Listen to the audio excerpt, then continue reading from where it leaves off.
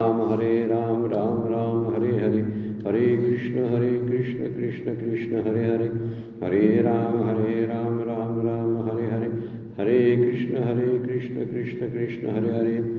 ब्रह्मानन्दं परमसुखदं केवलं ज्ञानमूर्तिं द्वन्द्वातीतं गगनसदृशं तत्त्वमस्यादिलक्ष्यम् एकं नित्यं विमलं अचलं सर्वधी साक्षिभूतं भावातीतं त्रिगुणरहितं सद्गुरुं तं नमामि। सद्गुरु शान्तं सच्चिदानन्दविग्रहं पूर्णब्रह्मपरानन्दईशम् आनन्दीवल्लभं सद्गुरु सच्चिदानन्दं केवलं करुणाकरं ज्ञानयोगेश्वरं वन्दे ज्ञानदेवा पुनः पुनः। अलंकापुरी पुण्यभूमि पवित्र तिथे नांदतो ज्ञानराजा सुपात्र तया आठविता घडे पुण्यराशी नमस्कार माझा सद्गुरु ज्ञानेश्वराशी।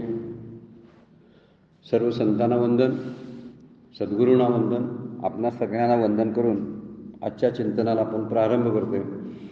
काल आपण 27 नंबरचा भगवद्गीतेतला 5व्या अध्यायातील श्लोक घेतलेला होता आणि त्याच्यावरती विचार करायला सुरुवात होते। स्पर्शान कृत्वा बहिर्बाह्यश्च चक्षुर्चैवान्तरे भ्रुवो प्राणापानो समो कृत्वा नासाभ्यंतरचारिणो।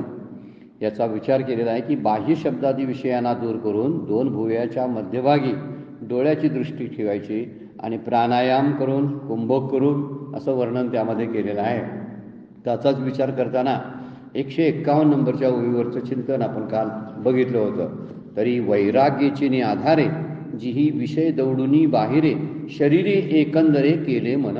ज्यांनी वैराग्याला काय आधार घेतला, वैराग्याचा आधार घेतला म्हणा, म्हणजे अनासक्ती योग त्याला म्हणायचा। एक योगाचा एक नवीन प्रकार अनासक्त योग। सगळे योग जसे आहेत, भक्तियोग आहे, कर्मयोग आहे, ज्ञानयोग आहे, तसा हा अनासक्त योगाचा विचार जो आहे तो म्हणजे वैराग्याचा आधार घ्यायचा।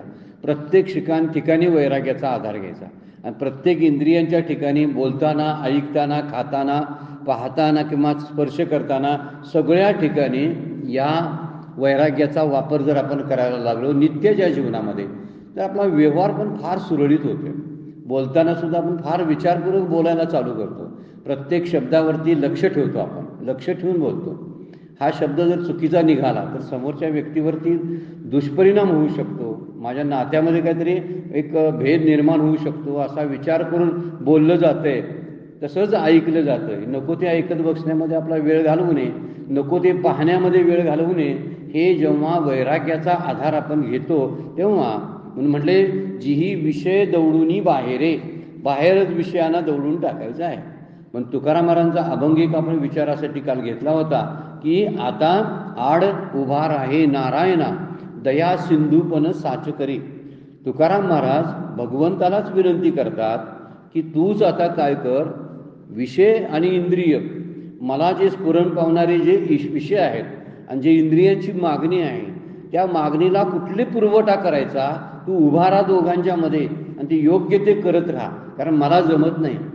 इंद्रिया अधीन झालो देवा, तुकाराम महाराज म्हणतात बरं काय। आणि त्या एका चक्रातून ते गेलेले आहेत बरं काय ही सगळी माणसं। आपण म्हणतो एकदमच संतत पदाला पोचलीत की काय, असं नसतंय ते। त्यामुळं बरेच वेळा अशी गोष्ट घडते की ती माणसं त्या सगळ्या साधनेतून जात असताना ही इंद्रिय त्यांना सुद्धा त्रास देत होती असा त्याचा अर्थच आहे ना। त्या अनुभवावर ते बोलतात। नंतरच्या उच्च पदाला ब्रह्मपदाला ती पोचली असतील, संत पदाला। म्हणून माऊली तुकोबा म्हणतात की इंद्रिया अधीन झालो देवा, तेव्हा मी इंद्रियाच्या अधीन झालेलो आहे, म्हणून काय करतो आता आड उभा राहे नारायण दया सिंधूपन साच करी। तू दयाळू आहेस आणि मी तुझी भक्ती करतो म्हणून माझ्यावर दया कर आणि त्या विषयानी इंद्रियांचं काय ते तुझं तू परस्पर मिटव, मला त्याचा त्रास होता कामा नये। किती सुंदर मागणी केलेली आहे बघा। त्यासाठी अभंग एक दुसरा आपण काल घेतला होता की गेही गेही माझे वाचे गोड नाम विठोबाचे। सगळी वाचा, कान, डोळे, मन आणि जीव किती किती गोष्टी आहेत बघा आपल्याला त्रस्त करणाऱ्या, आपल्याला त्रास, ज्यातून त्रास निर्माण होऊ शकतो हे मर्मस्थान आहेत बघा। कोणकोणती? वाचा, इथं मर्मस्थान आहे। गैरवापर झाला ना तर वेगळं होतंय। तिथं नंतर डोळे, नंतर तिसरी गोष्ट आहे कान आणि चौथी गोष्ट मन आणि आणि पाचवी गोष्ट जीव. म्हणजे तुकाराम महाराजांच्या अभंगातले ह्या 5 गोष्टी आहेत. आणि या 5 गोष्टी जेव्हा आपण लक्षपूर्वक तिकडे लक्ष देत असतो किंवा अवधानपूर्वक लक्ष असतं आपलं, त्यावेळी त्याला म्हणतात काय, एक शब्द आहे त्याला, आता आठवत नाही, पण ते लक्ष देणं जे आहे, माऊलींची ओवी आहे 9व्या अध्यायामध्ये, सुरू पहिलीच ओवी आहे, तरी अवधान एकले दिजे. कुठं अवधान द्यायचं मग? कानाच्या ठिकाणी, डोळ्याच्या ठिकाणी, मनाच्या ठिकाणी अवधान असलं पाहिजे. अवधान ऐकले दिजे मग सर्व सुखाशी पात्र होईजे. सगळ्या सुखाचा तुला अनुभव प्राप्त होईल. सर्व सुख जे आहे त्या सर्व सुखाचा आनंद तुला लुटता येईल. इथं सावध राहिलास तर, नाही राहिलास तर. म्हणून इथं म्हणलंय वैराग्याचा वापर नुसता परमार्थात नाही बरं काय. परमार्थात हा परवलीचा शब्द आहे, वैराग्य वैराग्य, पण व्यवहारात कोण विचारतच घेत नाही. मग खरा करायचा आहे तो व्यवहार करायचा आहे, आणि व्यवहारातूनच परमार्थ होत असतोय. चांगला व्यवहार जमला नाही तर तो परमार्थाच्या लायकीचा होतच नाही, समर्थ म्हणतात. म्हणून प्रपंच करावा नेटका, आणि मग घ्यावं काय परमार्थ विवेका शब्द वापरलेला आहे. नेटका पाहिजे म्हणजे काय पाहिजे? नेटका म्हणजे जसा असायला पाहिजे सर्वसाधारणपणे, असा काय अगदीच काय टाटा बिर्लांसारखा नव्हे, पण तरी सुद्धा आता टाटा बिर्लांचा प्रपंच म्हणजे नेमकं काय त्यांनाच विचारलं पाहिजे, तुम्ही शांत आहे काय एवढ्या सगळ्या गोष्टीमुळे? तर ते म्हणतात तुम्ही शांत आहात, तुमचं बरं आहे, आपलं एकच घर आहे, 2 पोरं आहेत, सगळं चांगलं चाललंय तुमचं, आमचं विचारू नका म्हणतील ते. आपल्याला वाटत असते दुरून डोंगर साजरेच वाटत असतात, पण प्रत्यक्षात बघितलं तर ही मर्मस्थानं आहेत आपल्या देहावरची, की जी कर्मेंद्रिय आणि ज्ञानेंद्रिय याच्यावरती जागता पहार आपला असला पाहिजे. आणि तेव्हाच म्हणते त्यासाठी वैराग्याचा आधार घ्यावा, जी ही विषय दौडुनी बाहिरे शरीरे एकंदरे केले मन.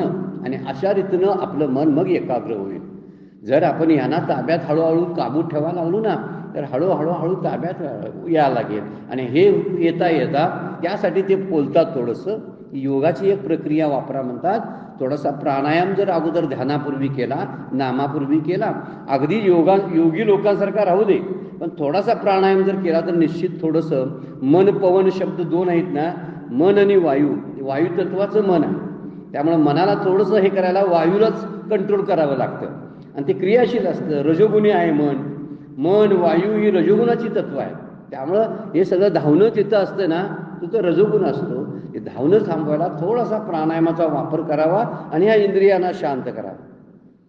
मारुतराया जेव्हा हनुमंतराय जेव्हा सीतामातेला भेटले, पहिल्यांदा भेटले, त्यावेळी त्यांची अवस्था बघितली, आणि इतके दिवस प्रभू रामचंद्रांच्या स्मरणामध्ये त्यांनी कसं, विरहामध्ये कसं आयुष्य कंठलं असेल असा विचार मारुतरायांना पडला. आणि म्हणून मारुतरायाने सीतामातेला प्रश्न विचारला, माते इतके दिवस तू रामाच्या वियोगात जगलीस कशी? इतका मोठा इतक्या दिवसाचा वियोग होता, आणि त्या वियोगात तू जगलीस कशी माते, असा प्रश्न हनुमंतरायाने विचारला. त्यावेळी हनुमंतरायांनी सीतामातेनं उत्तर दिले. रामचरित्र मानस तुलसीदासांचे आहेत, त्या रामचरित्र मानसमध्ये तुलसीदासाने हा दोहा टाकलेला आहे. एकदा भक्तीच्या क्षेत्रामध्ये वावरणाऱ्याने रामचरित्र मानस ग्रंथ अभ्यासावा. बरं काय अभ्यासावा म्हणजे किमान डोळ्याखालनं तरी घालावा.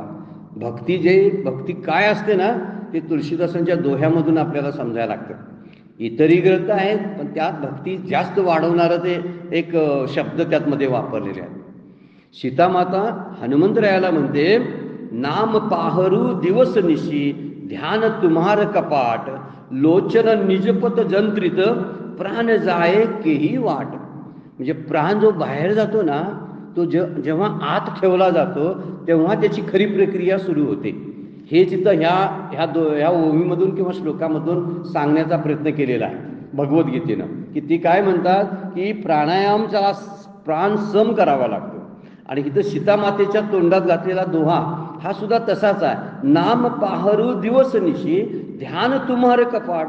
म्हणजे माझा प्राण जो आहे, तू म्हणतोस माझा प्राण गेला नाही का, तू जगलीस कशी, तर ती म्हणते माझा प्राण जाईलच कसा. कारण सांगितलं बघा, की नाम पाहरू दिवस निशी, माझ्या मुखामध्ये तोंडामध्ये सतत नाम आहे, राम आहे, राम राम राम आहे. मग राम राम तोंडातून असेल तर प्राण जावा, तर तोंडात रामाचा पहार आहे, मग कसा प्राण जाईल? काय दोहा कसा घातलाय बघा. ही कल्पकता तुलसीदासांची आहे बरं का. तर त्यावेळी ती संवाद दाखताना म्हणतात की माझ्या तोंडामध्ये सतत राम असल्यामुळं मग तो प्राण जाईल कसा, किंवा अंतःकरणातून जावा असं जर तू म्हणत असेल, जो प्राण हृदयामध्ये दाटून राहिलेला आहे चिदाकाशामधला, तो जावा असं जर म्हणत असेल, तर मी त्याच्याच अनुसंधानामध्ये माझं ध्यान चाललेलं आहे. म्हणजे माझं अंतःकरण ध्यान कुणाचं करतंय, रामाचं, आणि नाम कुणाचं घेतंय, रामाचं. तोंडानं मुखानं नाम घेतो, त्यामुळे मुखातून तो वायू जातच नाही, म्हणजे माझा प्राण निघून जात नाही. अंतःकरणातून म्हणजे चिदाकाशातून म्हटलास तर त्यातूनही जात नाही, कारण माझं अनुसंधान जे आहे ते त्याचं आहे. ध्यान तुम्हार कपाट, कपाट शब्दाचा अर्थ आहे आतलं हृदय, हृदय शब्दाचा अर्थ हार्ट नव्हे बरं का, अंतःकरण म्हणतात त्याला. तर हे चिदाकाश काही वेळा शब्द वापरलेला आहे, तर तिथं असणारं जे आहे त्याला कपाट शब्द वापरलेला आहे. आणि पुढे म्हणतात लोचन निजपंत जंत्रित. लोचन काय करायला, डोळ्यातून जर प्राण जावा म्हटला तर डोळ्यापुढं रामाचं चरणच आहेत, मग डोळ्यातून तरी प्राण कसा जाईल. एक वर्णन केलं योगाच्या प्रक्रियेमध्ये, पतंजली योगसूत्रामध्ये सांगितलंय, प्राण जाताना जो जात असतो तो प्रत्येकाच्या वेगवेगळ्या. योगी महापुरुष सत्पुरुष असतात, त्यांच्या टाळूतून प्राण उदारवायूच्या मार्गानं जात असतो. आमच्यासारखे सामान्य असतात, त्यांचे हळूहळू प्राण असे डोळ्यातून कानातून असे जायला चालू होतात. कान ऐकू यायचं बंद होतं, डोळ्यांच्या बावल्या कमी कमी व्हायला लागतात. त्यावेळी लोकच म्हणतात की आता नाही, 1 तासभराचं 2 तासांचं यांचं जगणं आहे असं जे म्हणतात ना, तो प्राण त्या मार्गे जात असतो. कुठल्यातून, काही वेळा तोंडातून जात असतो, काही वेळा कानातून जात असतो, आणि काही वेळा डोळ्यातून जात असतो, बरेच वेळा डोळ्यातून जात असतो. म्हणून या 3 ठिकाणाचा विचारच या दोह्यांमध्ये केलेला आहे बघा. ती काय म्हणतात, नाम पाहरू दिवसनिशी, ध्यान तुम्हार कपाट, लोचन निजपत्र जंत्रित, म्हणजे जप करतं. प्राण जाय केही वाट, कशाचं ध्यान, तर त्यांच्या चरणाचं ध्यान लागलेलं आहे मला. आणि म्हटलं डोळ्यापुढं चरण दिसतात, मग प्राण जायला वाट कुठली आहे, म्हणून मी जगले म्हणतील. सीतामाते काय बोलतात, मी जगले याचं कारण आहे की या 3 ठिकाणी रक्षण करायला प्रभू रामचंद्र होते. म्हणजे प्राण जायची वाटच अडवलेली आहे प्रभू रामचंद्राने. म्हणून आपणही सतत ध्यानात, आपणही नामामध्ये आणि त्याच्या चरणांच्या अनुसंधानामध्ये राहावं. श्री गुरूंचं चरण किंवा भगवंताच्या चरणाचा विचार करावा. हे मानसपूजेमध्ये चरणाचा विचार केलेला असतो बघा. मानसपूजा फार श्रेष्ठ दर्जाची पूजा मानलेली आहे. आपली घरगुती पूजा जरी काही काळानं काही वेळेअभावी नाही जमली तर मानसपूजेला आपल्याला कुठेही बसल्या ठिकाणी करता येते, आणि खूप साहित्य आणता येतं. जेवढं खरोखरच्या पूजेला आणता येत नाही तेवढं आणता येतं, कारण ती कल्पनेतली पूजा असते आणि कल्पनेनं खूप साहित्य आणता येतं. आणि शास्त्रानंही सांगितलेलं आहे की मानसपूजा भगवंतापर्यंत पोहोचते. मग पोहोचत असेल तर का करू नये, तर मानसपूजेचा विचार सुद्धा यामध्ये मांडलेला आहे. मग प्राण जायला जागाच नाही, कारण डोळ्यानं, तोंडानं त्याच्या नामाचा जप चालू आहे, हृदयानं म्हणजे अंतःकरणानं त्याचं ध्यान चालू आहे, आणि शेवटी म्हणले डोळ्यातून म्हटलं तर डोळ्यामध्ये त्यांचे चरण मी स्थापित केलेले आहेत.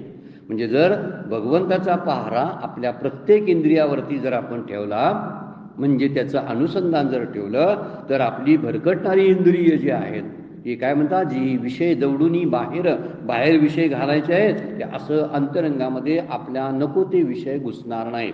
बाहेर घालावायचा प्रश्न केव्हा येतो, जेव्हा आत घुसतात तेव्हा. पण इथं तर सीतामाता म्हणते त्याच्यावर पहारा दिल्यावर ते आतच घुसतील कसे, घुसणारच नाहीत. म्हणून एक आपण चारोळे आहे बघा, स्वतःभोवती कुंपण हवं, म्हणजे आपलं जग ठरवता येतं. बाहेर बरबटलेलं असलं तरी स्वतःपुरतं सारवता येतं. स्वतःभोवती कुंपण हवं. कुंपण शब्दाचा अर्थ आहे नको ते गोष्टी आपल्या आत ज्या येतात त्या आत यायच्या थांबवता आल्या पाहिजेत आपल्याला. जे आपल्याला चालत नाही ना आतमध्ये, ज्याचं अस्वस्थता निर्माण करतात असे विचार असतात, अशी काही रूपं असतात, अशी काही माणसं असतात, अशा काही वस्तू असतात की ज्या आतमध्ये गेल्या किंवा आपल्याला अस्वस्थ करतात. अशा गोष्टीपासून सावध राहण्यासाठी ही चारोळी वापरलेली आहे. स्वतःभोवती कुंपण हवं, आपल्या भोवती कुंपण आपल्याला लावता आलं पाहिजे. परमपूज्य काका म्हणतात आमचं अंतःकरण म्हणजे धर्मशाळा झालेली आहे. धर्मशाळा म्हणजे अलीकडील धर्मशाळा पाहिल्या तिथं कुणीही जावं, किती दिवस राहावं, किती घाण करावे, गोंधळ करावा, कोणी विचारत नाही, काही नाही, असं अंतःकरण आहे. आणि आपण कधीही त्यातून जावं. त्या विचार म्हणजे कसं आहे, कुठल्याही विचारानं आत यावं, गोंधळ करावा, असं अंतःकरण म्हणजे आपली धर्मशाळा झालेली आहे. तर त्याच्यापासून आपण वाचवलं पाहिजे आणि त्याला पवित्र मंदिर करता आलं पाहिजे. त्याच अंतःकरणाला पवित्र मंदिर करता आलं पाहिजे. निर्गुणाची सगुणाची सेज, निर्गुणाची बाज, सावळ विराजे श्रीकृष्ण मूर्ती. माऊलींचा एक अभंग फार सुंदर आहे. आज आपल्या भीमसेन जोशींच्या आवाजामध्ये आपण कधीतरी ऐकला असाल. काय म्हणतात? सगुणाची सेज, निर्गुणाची बाज, सावळे विराजे श्रीकृष्ण मूर्ती. सुंदर अभंग. या एकाच ओळीमध्ये केवढा मोठा गर्भित अर्थ दिलेला आहे बघा, की सेज जे आहे म्हणजे जे अंथरूण जे आहे ते सगुणाचं आहे आणि वर त्याच्यावरती जी बाज आहे, बाज म्हणजे जे खाटलं आहे किंवा कॉट आहे ना, तो निर्गुणाचा आहे आणि त्याच्यावरती श्रीकृष्ण मूर्ती विराजमान झालेली आहे. काय सुंदर कल्पना केली आहे माऊलींनी या अभंगामध्ये बघा. हे सगुणाची बाज आहे, हे शरीर आहे, एक प्रकारची सेज आहे आणि ते बाज ज्याला आपण म्हणतो ना, ही बाज म्हटलेलं आहे अंतःकरणालाच म्हणूया आपण. हे अंतःकरणच एक प्रकारचं बाज आहे, म्हणजे अधिष्ठान आहे, त्याला कॉट म्हणलेलं आहे. निर्गुणाची बाज, अधिष्ठान निर्गुण आहे, खरी गोष्ट ती आहे. वरती सगुणांचं अंथरुण आहे, असू दे, अंथरुणाला फारशी किंमत नसते पण असतेच. आता कॉट नुसताच असून करायचा काय, तेवढी असतेच, पण कॉट नसेल तर अंथरुणाचा वापर करता येणार नाही. म्हणून आतलं अधिष्ठान पक्क असायला पाहिजे. आणि सावळी विराजे श्रीकृष्ण मूर्ती, किती कल्पना केली आहे बघा. मानसपूजेतलाच एक प्रकार आहे बघा. तर शांतपणे पोहोडलेली श्रीकृष्ण मूर्ती त्यावरती आहे, म्हणजे मी जीवरूपानं त्याच्यावरती पोहोडलेला आहे.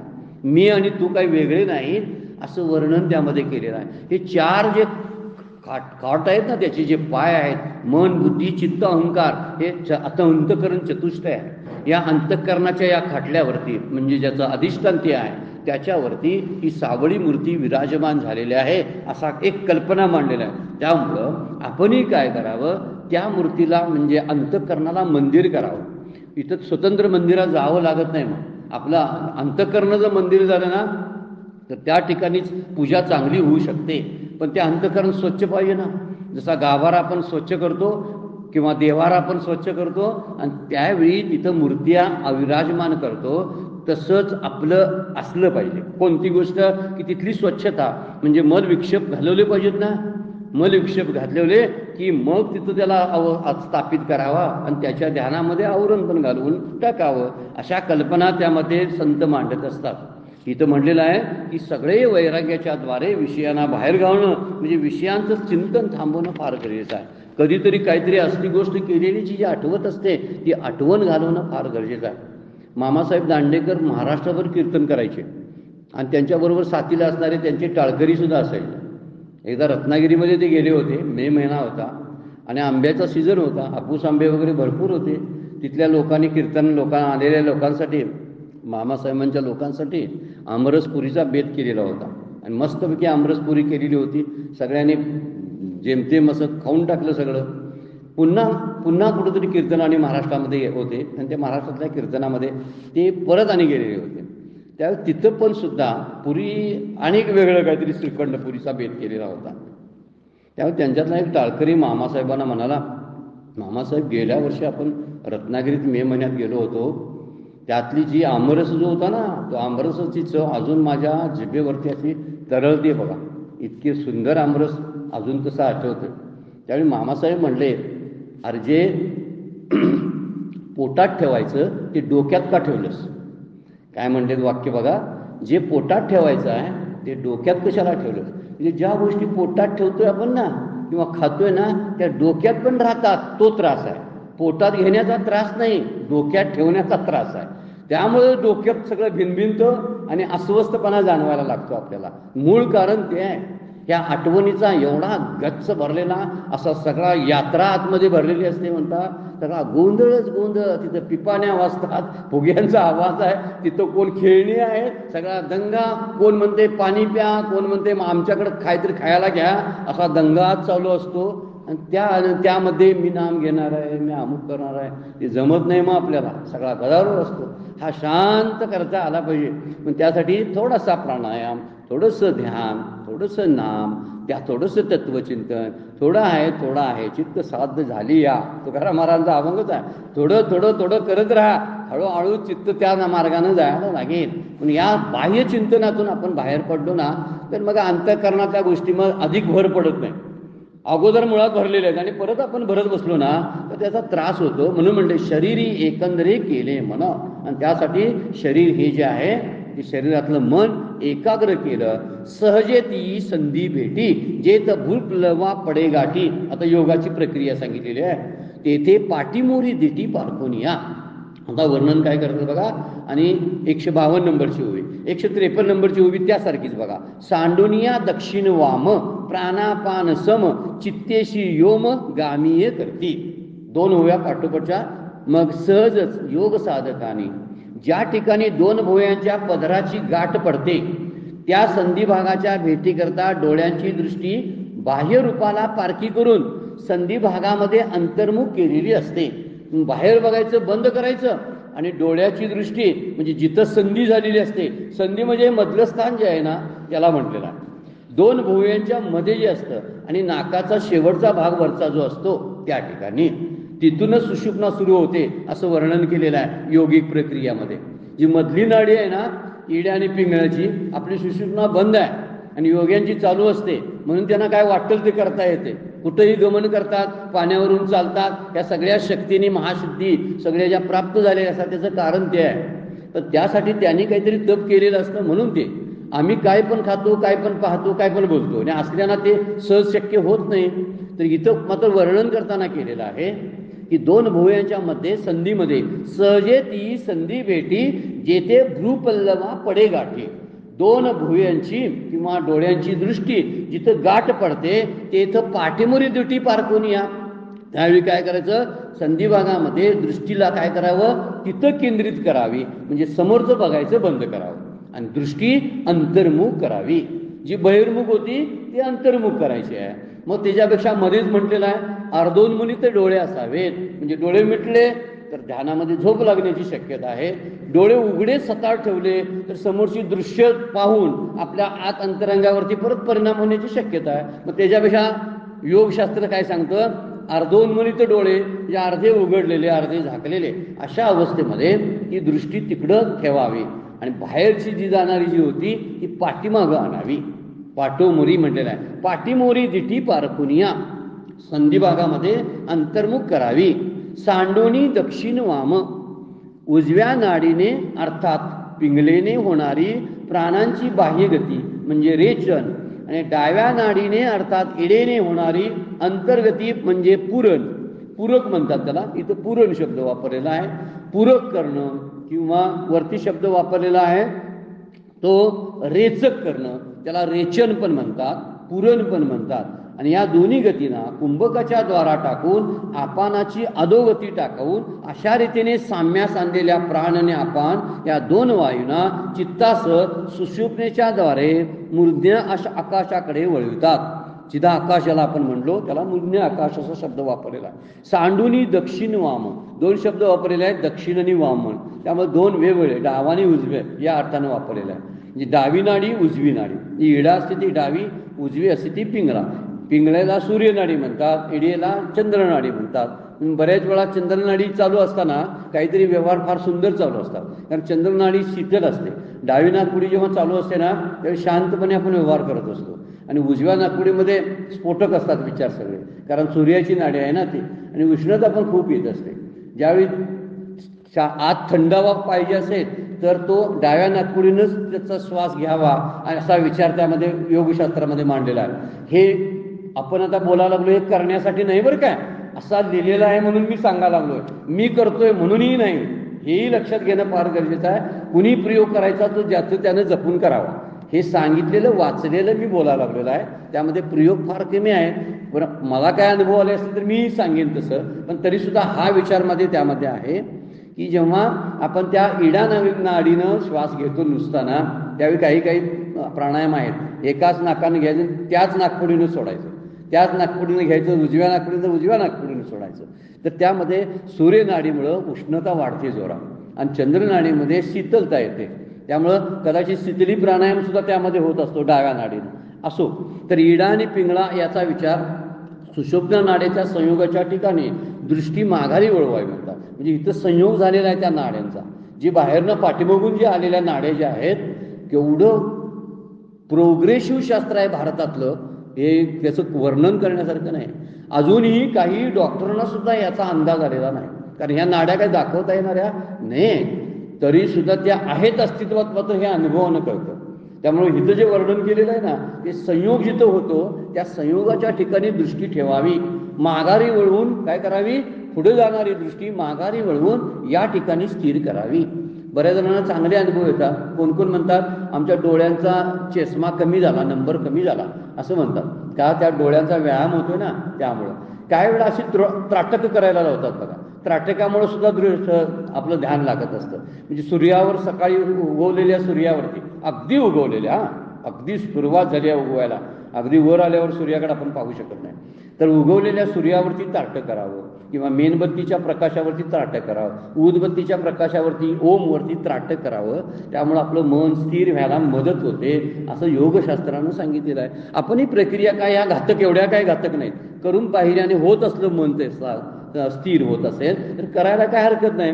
पण इथं म्हणलेलं आहे उजव्या नाकपुडीतून, म्हणजे दक्षिण शब्द वापरला आहे बघा, उजव्या नाकपुडीतून म्हणजे पिंगलेतून, जी सूर्यनाडी ज्याला म्हणली असते, बाहेर टाकलेला श्वास, आणि डाव्या नाकपुडीतून म्हणजे वाम म्हणजे इडेतून आत घेतलेला जाणारा श्वास यांचे प्राणायामाने नियमन करतात. म्हणजे वर जाणारा आणि एका बाजूने दुसऱ्या बाजूने येणारा प्राणायामाच्या क्रिया आपण करतो आपण. पण ह्या कशासाठी असाव्यात, विशेष आपलं शरीर आहे ते बऱ्यापैकी राहावं, प्रसन्न राहावं, यासाठी जगण्यासाठी याचा उपयोग होत नाही बरं काय, जास्त जगावं वगैरे, आणि हा विचार सोडून द्यावा. कशाला जास्त जगायचं आहे त्यासाठी मी प्राणायाम करतो. ते जगणं बिगणं असं जर लग्नाच्या जशा तारखा सरकत ना तसे ठरलेल्या तारखा येतात त्या. आमचं कधी किती दिवस जगायचं आहे, ते प्राणायाम करा जावं आणि तूप रोटी खावा जावा, जायच्या वेळी जायचंच आहे. त्यामुळे कसंही वागावं असाही त्याचा अर्थ नाही. मात्र हां काही खा, कधी जायचं आहे त्यावेळी जायचं आहे असं नाही. काही खाल्लंच तरी आजचा दिवस तुझा बिघडणार आहे, फक्त आजच्या दिवसाला जप.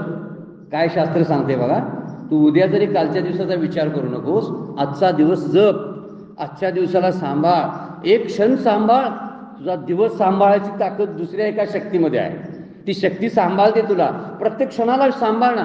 क्षणोक्षणी हाची करावा विचार, करावया पार भवशुंदो, असं तुकाराम महाराज म्हणतात. मग क्षणाक्षणाला म्हणजे काय, देवाच्या दारी उभा क्षणभरी शब्द वापरला. ह्या क्षणाचा विचार सांगितलेला आहे. म्हणजे प्रत्येक क्षणावर आपलं लक्ष असावं, बोलता खालता जेवता इकडं तिकडं फिरता लक्ष असावं हे सांगितलेलं आहे. त्यामुळे नाकपुडीतून येणाऱ्या या श्वासावरती जर आपण लक्ष केंद्रित करायला लागलो तर शांतताही वाटत असते. बऱ्याच जणांना, खूप जणांना अनुभव आहे. त्यामुळे काय, त्याची काय जगण्यासाठी वापर करावा असं काय नाही, आपल्याला तेवढीच शांतता वाटते ना. जर आजचा दिवस गेला ना, आज व्यायाम का करायचा, आजचा दिवस चांगला जावा म्हणून, उद्या जगायचं आहे आणि माझे आजार घालवायचे म्हणून नव्हे. हा विचारच लक्षात ठेवून आपण व्यायाम कधी पण करावा. आजचा दिवस मला जातोय चांगला दिवस. एक आहेत, एक 25-30 सूर्यनमस्कार घातले ना, मस्तपैकी जातात 18 तास, अगदी मजेत.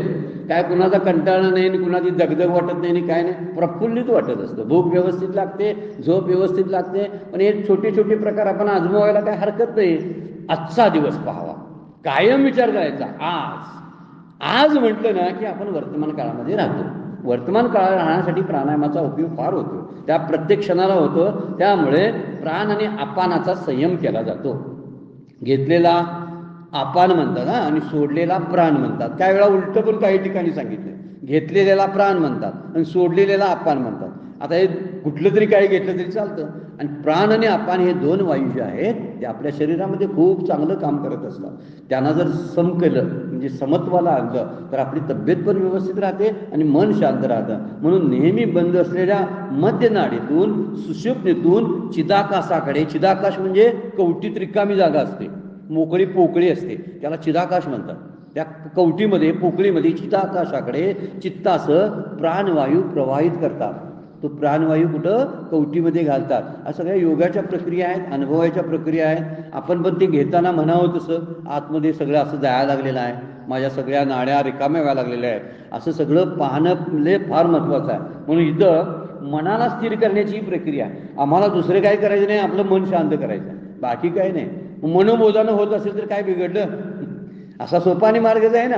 काय योगाच्या अवघड अवघड प्रक्रिया कराव्यात आणि अडचण आली तर काय करायचं, मग चुकून प्राणायाम चुकला तर काय करायचं, सूर्यनमस्कार घालताना श्वास कधी घ्यायचे आणि कधी सोडायचे याचं शास्त्र आहे. आणि चुकीच्या वेळी श्वास घेतला आणि सोडला तर पोटात किंवा छातीत दुखायला चालू होते. हा अनुभव बऱ्याच जणांचा आहे. मग ते जर माहीत नसेल तर कशाला करायचं, मग मनोबोधानं मन स्थिर करायचं किंवा शास्त्रानं सांगितलेल्या काही अभंग वगैरे आहे त्यातून वर्णन केलेलं त्यानुसार. म्हणून मन हे वायुतत्वाचं आहे, म्हणून ते प्राणायामानं स्थिर होतं असं आपल्याला योगशास्त्र सांगतं. आपण आपला अनुभव घेऊन पाहावा आणि अनुभवाप्रमाणे वागावं. ठीक आहे, या 2 ओवीमध्ये योगाच्याच प्रक्रिया फक्त सांगितलेल्या आहेत. खरी ओवी जी आहे आपल्यासाठी ना ती वरची आहे, कारण ह्या योगाच्या प्रक्रिया आम्हाला का झेपण्यासारख्या नाहीत. पण वैराग्याची आधारे जी विषय दौडून बाहेरे शरीरे एकंदरे केले म्हण. विषयांच्या सुखाबद्दल असलेली सत्यत्वाची भावनाच काढायला पाहिजे. मी विषयातून सुख घेतो, ते सुख सत्य आहे असं जोपर्यंत वाटते ना तोपर्यंत मन स्थिर होत नाही बाबा. हे आत्ता घेतलं तर दुसऱ्या सुखाच्या नादाला ते लागायला लागतं. ही एक चव घेते, एकदा चव घेतली की दुसरी चव मागायला लागतं. एकाच धाब्यावर जेवून चालत नाही. तो दुसऱ्या माझ्या मित्राने सांगितलं यार त्याच्या पलीकडचा धाबा, चला पुढच्या वेळा तिकडे जाऊया, परत त्याच्या पलीकडे पुढच्या वेळा जाऊया. अरे किती वेळा जाऊया म्हणजे तुला ती टेस्ट संपेल, तिचे संपतच नाही. तर यासाठी काय करायला पाहिजे, विषय दौडून बाहेर जे अनाठायी विचार विषय येत असतात त्यांना बाहेर घालवणं हाच एक मार्ग आहे. ते कशाच्या आधाराने घालवायचं, मग वैराग्याची आधारे. वैरागी कशाने येईल, हे जे दिसतंय ना समोर चाललेला सगळा खेळ आहे असं समजून त्या खेळातला एक मी खेळाडू आहे म्हणून त्यामध्ये हार असते, जीत असते, कोणतरी जिंकणार कोणतरी हरणार असं पाहून मी खेळायला चालू केलं जीवनामध्ये ना, तर हार जिताची सुद्धा तमा राहत नाही. सुख दुःखे समे कृत्वा लाभा लाभो जया जयो हा शब्द हे वापरलेलं आहे वचन भगवद्गीतेनं त्यासाठीच आहे. काही होऊ दे त्या खेळामध्ये, त्या खेळाशी मला तमा नाही, मला खेळ नाही. म्हणून लाईफ इज अ टाइमपास असे संत एक म्हणतात. लाईफ काय आहे, टाइमपास म्हणून करायचा. काय बसलाय तर आपण म्हणून नाही काय नाही काय नाही टाइमपास चाललाय. तर टाइमपास करता आला पाहिजे बरं काय, सहज बसता आलं पाहिजे, सहज गप्पा मारता आल्या पाहिजे. आपण जड राहून गप्पा मारतो, जड घेऊन काहीतरी चालत असतो. झोपताना सुद्धा जडत्व घेऊन सगळं झोपत असतो. मोकळंच व्हायला आपण तयार नसतो. आणि मोकळं व्हायसाठी या विषयांचा जो चाललेला आपला धिंगण आहे ना तो हळूहळू थांबवता आला पाहिजे. यासाठी नामाचा वापर करावा. प्राणायामापेक्षा म्हणजे अनुभवात असलेली गोष्ट आहे की प्राणायामापेक्षा नाम प्रभाव आहे, फार सुंदर आहे. नामामुळं एक प्रकारचं प्राणायाम पण होतात. दुसरी गोष्ट साधं विष्णू सहस्त्रनाम आहे बघा, एक श्लोक पूर्ण करायला बरेचसे सेकंद श्वास ताटवून ठेवावाच लागतो, त्याशिवाय एक श्लोकच पूर्ण होत नाही. तो पूर्ण व्हायला श्वास थांबतो आणि डायरेक्ट खरंच प्राणायामाचा अनुभव येतो. प्राणायामाची जो उपयोग व्हायचा आहे तो आपोआप व्हायला सुरू होतो. तसं केलं तर ना, म्हणून बऱ्याच वेळा बोलतात की संस्कृत भाषेची सुभाषित आहेत किंवा संस्कृतचे श्लोक आहेत ते मोठ्या मोठ्याने उच्चार करून म्हणावे, त्यामुळं आपली वाणी शुद्ध होते. वाणीला एक प्रकारची धार येते, त्यामुळं आपल्या तोंडातले बाहेर पडलेले उच्चार शुद्ध निघतात. आणि दुसरी गोष्ट त्या संस्कृत भाषेचे एक संस्कार आपल्या चित्तावरती होत असतात. फार गंभीर अशी भाषा आहे बरं का. याचा शोध काय पूर्ण लावता आलेला नाही. वर त्याचे काही विभक्त्या आणि त्याचे नाम सर्वनाम सांगून टाकलेले आहेत. पण खोलात जाऊन बघितलं तर या श्लोक जर जसे व्यवस्थित वाचायला लागले तर म्हणतात रोज भगवद्गीतेचा एक पाठ करणाऱ्याचा कॅन्सर होत नाही, असं एका ठिकाणी माझ्या वाचनात आलं. आता ह्याचा अनुभव कुणाला आला असेल त्याने ते लिहून ठेवला असेल कदाचित, पण ह्याचा अर्थ मात्र हा घेता येतोय की त्याचा प्रभाव आपल्या चित्तावरती आपल्या शरीरावरती पडत असतो. म्हणून संस्कृताची सुभाषित म्हणून स्तोत्र जी आहे संस्कृतमधली त्याचं पठण नित्य नेमानं करावं आणि त्याचे उच्चार व्यवस्थित करावे. काही जण मनातल्या मनात स्तोत्र वाचतात, वाचू नये मनातल्या मनात कधी. ज्ञानेश्वरी सुद्धा मनातल्या मनात वाचू नये, अगदी त्याला तालबद्ध असे मला माझ्या पद्धतीनं मी एक 5-6 वेळा वाचून दाखवलेली आहे. तशी आपल्याला त्यावरती रेकॉर्डिंगमध्ये वाचावं कसं ह्यासाठी सांगताना त्यावेळी वाचून दाखवलेले आहे की त्या तालावर जर आपण ज्ञानेश्वरी वाचायला आलो ना आपण त्यामध्ये असं इतकं गुंगून जातो आणि त्या शब्दाचे उच्चाराचे संस्कार आपल्यावरती होतात. ओवी पण पाठ होते. मोठ्यानं वाचल्यानंतर सगळी स्तोत्र पाठ होतात, हळूहळू वाचून पाठ होणार नाही. त्यासाठी ते मोठ्यानं वाचावं. इथं वर्णन करताना आपण विचार करायला लागलो की हा प्राणायामाच्या पेक्षा नामाचा भाग जो आहे किंवा नामाचा सराव जो आहे फार श्रेष्ठ दर्जाचं आहे. सतत नाम मुखामध्ये असावं, बैठकीचे एक परमपूज्य काका म्हणतात त्याप्रमाणे, आणि चालता बोलता एक, अशा नामामध्ये सतत आपण असावं. प्रवासामध्ये असताना नाम घ्यावं, प्रवासामध्ये असताना विष्णू सहस्त्रनाम पाठ आहे, रामरक्षा पाठ आहे म्हणत चालावं. फार प्रभाव टाकत असतात. आपलं घेतलेलं वाचलेलं ज्ञान आहे ना, ते स्थिर करण्यासाठी ती स्तोत्र फार उपयोगी पडतात. आपण त्यांना प्रपंच वाढवण्यासाठी वापरायला चालू करतोय, त्याच्यासाठी वापरायची नाहीत. ती वापरायची कशाला माहिती आहे का? माझं घेतलेलं ज्ञान जे आहे ते आतमध्ये स्थिर होऊ दे, यासाठी त्याला म्हणायचं. रामरक्षा म्हणताना तसंच म्हणायचं, माझं ज्ञान आहे स्थिर व्हायसाठी मी वाचायला लागलोय. असा हेतू ठेवून जर वाचायला लागलो ना, निश्चित त्याचा उपयोग आपल्याला होत असतो. स्तोत्र जरी त्याची फलश्रुती वेगवेगळ्या प्रकारची सांगितली असते, लोक त्यांना नावे ठेवतात की काय पुत्र मिळेल, धन मिळेल वगैरे वगैरे सांगितलं. कशाला वाचताय? हा मुद्दा जरी असला तर तो मिळायचं की नाही अगोदर ठरलेला आहे. पण अगोदरची जी त्याच्यातली श्लोक आहे, ते श्लोक मात्र आपल्यावरती परिणाम करून जातात. इथं वर्णन केलं योगिक प्रक्रियेचं ना, ते त्या दृष्टीने केलंय. प्राणायाम जमत असतील तरी करावा, पण त्यापेक्षा नाम अत्यंत सोपं आणि अत्यंत परिणामकारक आहे, हे मात्र खरं आहे. पुढं 28 नंबरचा श्लोक आपण सुरू करतोय 5व्या अध्यायातला. यतेंद्रिय मनोबुद्धीर मुनीर मोक्ष परायणा वेगती इच्छा भय क्रोधा य सदा मुक्त एवस. आता वर्णन केलंय मुक्त कुणाला म्हणावं याची व्याख्या केलेली आहे बघा ज्ञानीपुरुषांची. ज्याने इंद्रिय मन आणि बुद्धी यांचा निग्रह केलेला आहे, म्हणजे आणखीन आणि अंतकरणाचा निग्रह झाला बघा. त्यामध्ये ज्यादा घातले इंद्रिय मन आणि बुद्धी यांचा निग्रह केलेला आहे. ज्यांच्या इच्छा भय क्रोध नष्ट झालेले आहेत. विगत भय इथं म्हणलंय विगत इच्छा भय क्रोधो, म्हणजे विगत होणे म्हणजे नाहीशा होणे. ज्यांच्या इच्छा नाहीशा झालेल्या आहेत किंवा कमी झालेल्या आहेत, किंवा ज्यांचा क्रोध आणि भय नाहीस झालेला आहे, जो केवळ मोक्षातच तत्पर आहे. मुनीर मोक्ष परायण हा शब्द वापरलाय बघा. जो मोक्षातच परायण आहे म्हणजे मोक्षातच तत्पर असतो, मोक्षात रममाण होतो, असा मुनी आहे. असा जो मुनी तो सदा मुक्त एवस, तो सर्व काळ मुक्त असतो. ज्यांच्या इच्छा, ज्यांचं भय, ज्यांचा क्रोध निघून गेलेला आहे, आणि ज्यांनी आपली इंद्रिय मन आणि बुद्धी याच्यावरती लक्ष ठेवलेलं आहे. आता याला ताब्यात ठेवणं म्हणजे काय करणं? लक्ष ठेवणं. ताब्यात कसले काय ठेवायला लागते, काय नाही ठेवायला लागत. हुसकारून गेला वाचवून काय करत असतात? फक्त पहाराच देत असतात ना, का कुणाला हुसकायला जायचंच नाही. पहारा दिल्यामुळे हुसकायची वेळच येत नाही ना, हा मुद्दा त्यातला आहे. म्हणून पहारेकरी त्याच्यावरती लक्ष ठेवणं, इंद्रियावरती लक्ष ठेवणं, मनावरती लक्ष ठेवणं, बुद्धीवरती लक्ष ठेवणं, असा जो ठेवतो. आणि दुसरी गोष्ट, हळूहळू आपल्या इच्छा कमी करतो. ज्या पूर्वी जास्त होत्या त्या प्रपंचाच्या विषयांच्या सगळ्या इच्छा कमी करायच्या. लोकांशी भेटणं, सारखं सारखं त्यांच्यामध्ये वावरणं, एक 50-55 नंतर कमी करत आणलं पाहिजे. फार महत्त्वाची गोष्ट आहे. किमान 50 नंतर आपल्या प्रपंचाला विराम द्यावा, असं शास्त्रांचं वचन आहे. त्याच्या पलीकडे जाऊन प्रपंच करणं म्हणजे, कोणतरी माणसं मधीच येत नाहीत का? एखादा खेळ चालू असतो आणि आज जनावर एखादी म्हसच घुसते बघा, असं प्रपंचात घुसण्यासारखं आहे. जशी म्हस घुसते ना आणि डिस्टर्ब करते त्या खेळाला, तसे नातवंडांचा आणि पोरांचे प्रपंच असतात, त्यात घुसणं म्हणायचं. त्यांचा खेळ बरोबर रंगलेला असतो, त्यांच्या धावा चालू असतात, आणि आम्ही उगीच अंपायरकी करायला आतमध्ये घुसत असतो. हे टाळावं, आणि हे टाळायचं असेल तर एकांताचा वास देई मज देवा ओस देह भावा पाडून या. तुकाराम महाराज सांगतात ते ऐकायचं. ते म्हणतात असं करा, एकांताचा वास सेवन करा. आणि सेवन करा म्हणजे काय?